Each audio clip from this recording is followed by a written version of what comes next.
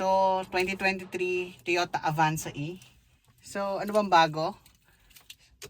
So, iba na yung itsura na ito sa labas. Saka, mas maluwag na yung mga legroom. Lagay natin sa normal driving position ko.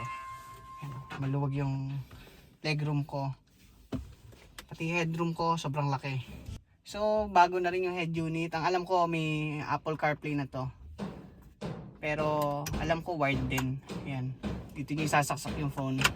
So, digital yung climate control. So, still analog and combination yung instrument cluster niya. So, meron na siyang pindutan dito sa manibela. Ayan.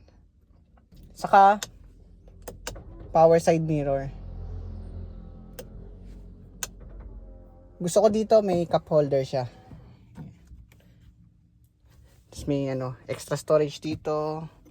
Then, type A port. Saka yung mga seatbelt ng passenger. May 12 volt socket din dito. Yung armrest, medyo may kaliitan pero pwede na.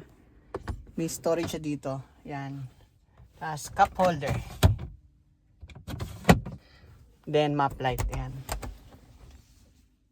Yun lang naman. Sa likod, same lang naman din. 7-seater. Iba na lang yung mga aircon vents niya.